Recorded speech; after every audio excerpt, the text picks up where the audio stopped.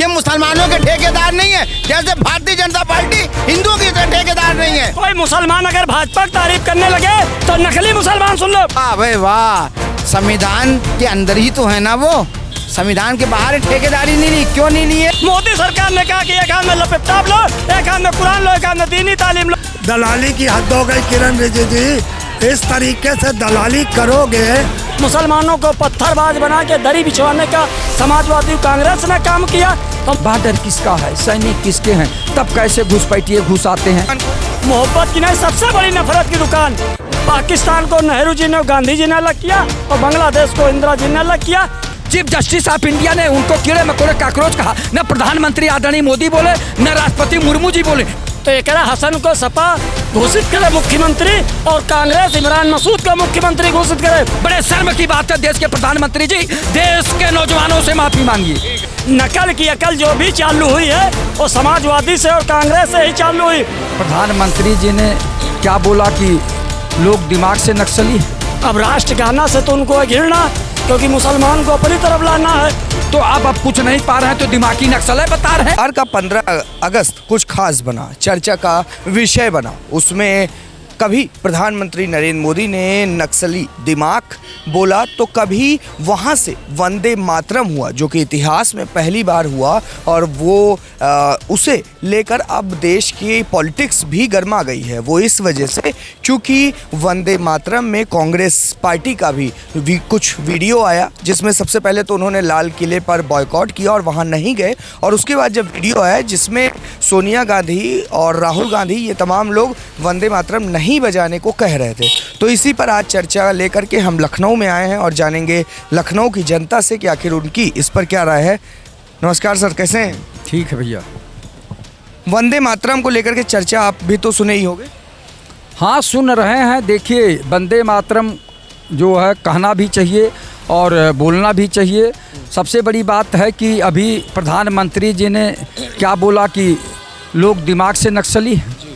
आप ये बताइए, देश के प्रधानमंत्री जी को इस तरह से लोगों को बोलना चाहिए? भारत के वासी हैं, छात्र हैं, नौजवान हैं, अगर अपने अधिकारों की बात करते हैं, हाँ, जन जी अपने अधिकारों की बात करते हैं, जन जी अल्फा अगर अपने अधिकारों की बात करते हैं, तो क्या वो जो है दिमाग से क्या है बोले हैं? तो ये गलत है। दिमाग से नक्सल जो है, दिमागी नक्सल, तो ये सब बोलना क्या अच्छा है? देश के प्रधानमंत्री हैं और आप कभी कहा करते थे बॉर्डर किसका है, सैनिक किसके हैं, तब कैसे घुसपैठिए घुस आते हैं। आज सुन रहे हैं कि अरुणाचल प्रदेश में जो है चीन काफ़ी दूर तक घुस आया है और हम नहीं कह रहे हैं। डॉक्टर सुब्रमण्यम स्वामी भाजपा के बड़े नेता हैं, वो लगातार कह रहे हैं, लेकिन इन लोगों के कान में जू नहीं रेंग रहा। ये लोग कहते हैं न कोई आया न कोई गया।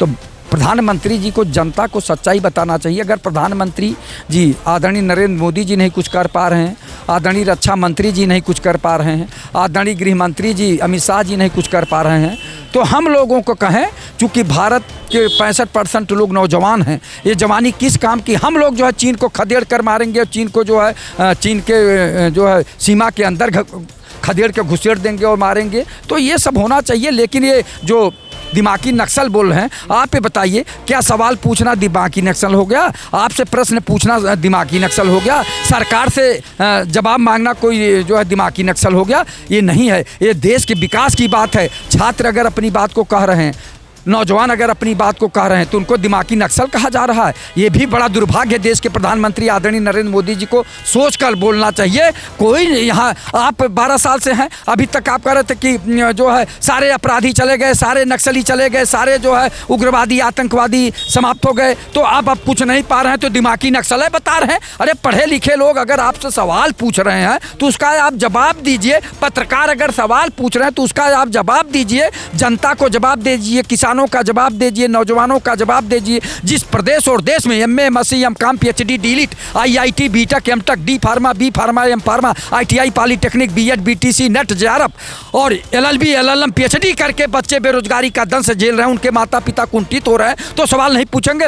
और 40-40 साल बीत जाता है, जब वो ओवर एज हो जाते हैं तो वो और परेशान होते हैं, सवाल नहीं करेंगे। आप बताइए कि कैसे माता पिता गेहूँ, चावल और जो है गुड़ बेचकर जो है बच्चे को पढ़ाते हैं, और उसके बाद जो है बच्चा जब पढ़ के तैयार होता है 25-30 साल में, MSc काम करके बड़ी बड़ी डिग्री PhD डिलीट करके बड़ी बड़ी डिग्री लेके बाहर आता है, जब वो बेरोजगार हो जाता है, फार्म भरते भरते जो है परीक्षाएं लीक हो जाती हैं, तो वो कुंठित होता है, उसके माता पिता परेशान होते हैं, वो जवाब नहीं मांगेगा, पूछेगा नहीं, तो ये जिम्मेदारी नहीं निभा रहे हैं देश के प्रधानमंत्री जी। रोजगार का सृजन नहीं कर रहे हैं। देश में 1 करोड़ रोजगार के पद खाली हैं, उस पर भर्ती नहीं कर रहे हैं। सब प्रोविंशियल और सेंट्रल गवर्नमेंट में 1 करोड़ जो है पद खाली हैं, तो उस पर भर्ती क्यों नहीं कर रहे हैं देश के प्रधानमंत्री जी। इधर कहते हैं विकसित भारत बनाएंगे, विकसित भारत बनाएंगे। पढ़े लिखे बच्चे जब बेरोजगार रहेंगे, उनको कीड़े मकोड़े काकरोच कहलवाएंगे। आप बताइए, चीफ जस्टिस ऑफ इंडिया ने उनको कीड़े मकोड़े काकरोच कहा, न प्रधानमंत्री आदरणीय मोदी बोले, न राष्ट्रपति मुर्मू जी बोले। इन्फ्लुएंसर को भी कहा ये लोग विकास में बाधक है, पर्यावरणविद विकास में बाधक है। RTI इंस्टीट्यूट जो भ्रष्टाचार को उजागर करने के लिए RTI मांगते हैं सूचना के अधिकार से, उनको कहते हैं विकास में बाधक। आप बताइए, जब पेड़ और जो पहाड़ कट जाएंगे, तूफान आ जाएगा, जनधन की हानि होगी, तो पर्यावरणविद कौन सा गलत काम कर रहे हैं। तो प्रधानमंत्री जी को सोचना चाहिए कि इन बच्चों को, यही भारत के बच्चे भारत के भविष्य। जिस कुर्सी पर प्रधानमंत्री आदरणीय नरेंद्र मोदी बैठे, इसी कुर्सी पर कल ये नौजवान बच्चे बैठेंगे। जिस पे आदरणीय मुर्मू जी बैठी, उस पे नौजवान बच्चे बच्चियां राष्ट्रपति के पद पे बैठेंगे, उनको कीड़े मकोड़े कहा जाएगा। बड़े शर्म की बात है देश के प्रधानमंत्री जी, देश के नौजवानों से माफी मांगिए। ये बताइए, वंदे मातरम आपने सुना होगा, लाल किले से कहा गया, गाया गया, और उसके बाद एक कांग्रेस का भी वीडियो आता है कार्यालय का, जिसमें राहुल गांधी और सोनिया गांधी दोनों ही लोग वंदे मातरम को गाने से इनकार कर रहे हैं। क्या राय? देखिए, सवाल जहाँ तक है, ये उन्हीं की नीयत रही, कांग्रेस की और समाजवादी की। अगर पूर्ववर्ती सरकारों ने अभी तक राष्ट्रगान उन लोगों ने अपनी सरकारों में कराया होता तो उनको शोभनी देती। अब राष्ट्रगाना से तो उनको घृणा, क्योंकि मुसलमान को अपनी तरफ लाना है, तो मुसलमानों को खुश करने के लिए ऐसे षड्यंत्र रचे जा रहे हैं।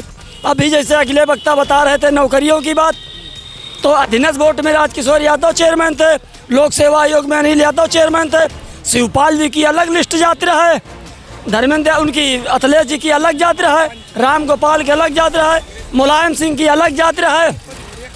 नकल की अकल जो भी चालू हुई है वो समाजवादी से और कांग्रेस से ही चालू हुई रहा। कहने का मतलब ये जो इस तरीके के एक नफरत की दुकान खोलने के अगर कोई जिम्मेदार है तो समाजवादी कांग्रेस पार्टी, और मुसलमान करें हम मोहब्बत की दुकान खोल लें। मोहब्बत की नहीं, सबसे बड़ी नफरत की दुकान। पाकिस्तान को नेहरू जी ने, गांधी जी ने अलग किया, और बांग्लादेश को इंदिरा जी ने अलग किया। किसने नफरत की दुकान खड़ी की? इंडियन मुस्लिम लीग पार्टी को कांग्रेस ने ख़त्म किया। मुसलमानों को पत्थरबाज बना के दरी बिछवाने का समाजवादी कांग्रेस ने काम किया। तो मुसलमानों ने भी अब तय कर लिया है कि न 20% मुसलमान दरी बिछाएगा, न 7% यादव राज्य करेगा। अब लड़ाई बराबरी हिस्सेदारी की होगी। मुसलमान जाएगा तो भारतीय जनता पार्टी में या फिर असरुद्दीन ओवैसी के साथ। आपका नाम क्या है? शराफत अली। और एक चीज़ हम आपको बताते हैं, अब जो है हम तो ये ठगबंधन वालों से कहते हैं, सपा कांग्रेस वालों से, कि बहुत बड़े अगर मुसलमानों के तुम हितैषी हो तो ये कह रहा हसन को सपा घोषित करे मुख्यमंत्री और कांग्रेस इमरान मसूद को मुख्यमंत्री घोषित करे।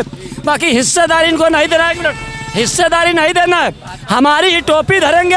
क्या घोषित करे? अब ये बोल रहे हैं कि कांग्रेस और सपा घोषित करना चाहिए करा हसन को उनको, तो भाजपा भी तो घोषित करना चाहिए। एक मिनट, भाजपा ने ठेकेदारी नहीं की है, समाजवादी कांग्रेस ने मुसलमानों की ठेकेदारी की। वाह भाई वाह, संविधान के अंदर ही तो है ना वो, संविधान के बाहर ठेकेदारी नहीं ली। क्यों नहीं लिए? जिस उन्हें सत्ता संभाली, संविधान की कसम ली, ठेकेदारी कंफर्म हो गई उनके ऊपर। कैसे नहीं लिए ठेकेदारी? सबका विकास बोलते हैं। कहाँ सबका है? सब जबानी है, कहाँ साथ है? सब नौजवान मुसलमान जेलों में बंद हैं, यादव जेलों में बंद हैं। कितने लोगों का अरे सपा कांग्रेस मुसलमानों को बर्बाद कर, शिक्षा स्वास्थ्य सम्मान छीना जा रहा है। कि देखिए ऐसा है ये नकली मुसलमान है। कोई मुसलमान अगर भाजपा की तारीफ करने लगे तो नकली मुसलमान सुन लो, इनसे ये पूछो, लोग सब हम टिकट पाए, इनसे पूछे टिकट पाए। ये तुम्हारी जिम्मेदारी पूछने की नहीं। समाजवादी कांग्रेस ने कहती थी जनता है, जनता पूछ सकती है। क्यों नहीं? जनता पूछ सकती है। ये शराफत भाई हमारे जो है खाली नमाज 5 वक्त की होती है, 5 वक्त की नमाज के एक वक्त में कितनी रकातें होती हैं, खाली ये बता दें। बता दूं आपसे, शराफत कोई मुस्लिम पूरा समाज नहीं है, जैसे बीजेपी पूरा हिंदू समाज नहीं है, शराफत कोई हिंदू पूरा मुसलमान समाज नहीं है। इनकी अपनी विचार हो सकते हैं, इनकी अपनी बात हो सकती है। ये मुसलमानों के ठेकेदार नहीं है, जैसे भारतीय जनता पार्टी हिंदुओं की ठेकेदार नहीं है। ना भारतीय जनता पार्टी हिंदू समाज है और न शराफत पूरा मुस्लिम समाज है। यही समाजवादी कांग्रेस ने मुसलमानों को पत्थरबाज बना के दरी बिछवाने का काम किया। मोदी सरकार ने कहा कि एक हाथ में लैपटॉप लो, एक हाथ में कुरान लो, एक हाथ में दीनी तालीम लो, एक हाथ में कलम लो, एक हाथ में कापी लो। एक मिनट सर, आप एक मिनट यहाँ पे हिंदू मुसलमान कहाँ से आ गया? अगर ये हिंदुस्तान है तो यहाँ हिंदू मुसलमान तो सारे तो भाई है ना। तो सबका साथ सबका तो यहाँ हिंदू मुसलमान की बात कहाँ ये लोग कर रहे हैं? अपने में भी लड़ जाएंगे। ये दो मुस्लिम जी हैं, ये एक भाजपा को समर्थन दे रहे हैं और एक कांग्रेस को। कोई किसी को समर्थन दे, हर आदमी की अपनी विचारधारा है। कोई कांग्रेस में, कोई बीजेपी में, कोई सपा में, कोई बहुजन में, मैं उस पर बात नहीं करूँगा। सवाल आपका ये है कि रिजिजू जी जो हैं, जो लव अफेयर मिनिस्टर है, अफेयर मिनिस्टर नहीं है, लव अफेयर मिनिस्टर है। लव अफेयर किरण रिजिजू जो आके सफाई दे रहे हैं नरेंद्र मोदी के बयान की कि उन्होंने नक्सली मेंटालिटी के लोगों को कहा ना, छात्रों को और विपक्ष को पूरे, तो कहीं ना कहीं किरण रिजिजू जब उनको सपोर्ट, उनके पक्ष में बोल रहे हैं तो ये कह रहे हैं कि भाई ये तो 370 को जो ख़त्म करने वाले हैं वो इस मानसिकता के हैं, या जो कश्मीर को पाकिस्तान का हिस्सा बनाना चाहते हैं। अरे काहे के लिए झूठ परोस रहे हो यार? दलाली की हद हो गई किरण रिजिजू। इस तरीके से दलाली करोगे तो तुम अपनी क्या छवि बनाओगे भविष्य में? अपने बच्चों के बीच में, अपने समाज के बीच में क्या छवि बनाओगे जब इस तरीके की बातें करोगे तुम? कि तुम ये कहोगे कि जो देश तोड़ने वाली बातें कर रहे थे नरेंद्र मोदी ने, उनको नक्सली कहा है, दिमागी नक्सली कहा। तो किरण रिजिजू से मैं पूछना चाहता हूँ कि कब तक इस झूठ की पलीते खोलते रहोगे? कब तक ये झूठ बोलते रहोगे तुम लोग? हकीकत में क्या है कि नरेंद्र मोदी की उम्र हो गई है ज़्यादा, वो कुछ दिमागी संतुलन से इतने निकल चुके हैं कि उन्हें यही नहीं पता कि वो बोल क्या रहे हैं, किसके लिए बोल रहे हैं। आज दुनिया में बड़ी थू-थू हो रही है। आप सर हिंदुस्तान की बात मत करिए, इसी सब बातों को लेकर विदेशों में थू-थू हो रही है कि एक ऐसा पहला प्रधानमंत्री है जो देश के नागरिकों को कह रहा है वो दिमागी नक्सली है। हम लोग में से आप बताइए कितने दिमागी नक्सली हैं यहाँ जो खड़े हैं? आप हैं, आप हैं, आप हैं, आप हैं, आप हैं। किसी का जवाब आया? नहीं आया ना। उनकी धन धरती छीन ली गई। एक मिनट सर, एक मिनट। तो आप देख रहे हैं, या मैंने आवाम से पूछा, वो कह लगा हम कोई दिमागी नक्सली नहीं है, हम देश के नागरिक हैं और हम अपने हक की आवाज़ लड़ रहे हैं। छात्रों ने जो अपने हक की आवाज़ उठाई थी, जो सरकार ने, विपक्ष ने उनके साथ मिल के कंधे से कंधा मिला के जब मोर्चा खोला, तो कहीं ना कहीं जो ये राजनाथ कहते थे कि हमारी पार्टी में इस्तीफे नहीं होते, तो झुकाने वाला चाहिए, झुकती दुनिया है सारी। आपके इसी प्रश्न के साथ कि क्या आप दिमागी नक्सल हैं, इसी प्रश्न के साथ हम अपने फिलहाल इस इंटरव्यू को ख़त्म करते हैं। आपने देखा किस तरीके से बीच रोड पर भयंकर घमासान हो गया, दो मुसलमान आपस में ही लड़ चुके, और एक बार फिर से वंदे मातरम दिमागी नक्सल से जो लड़ाई और जो हमारे प्रश्न शुरू हुए थे वो ख़त्म होते हैं हिंदू मुसलमान पर एक बार फिर से। कैमरा पर्सन अमर शुक्ला के साथ उत्कर्ष सिंह, लखनऊ।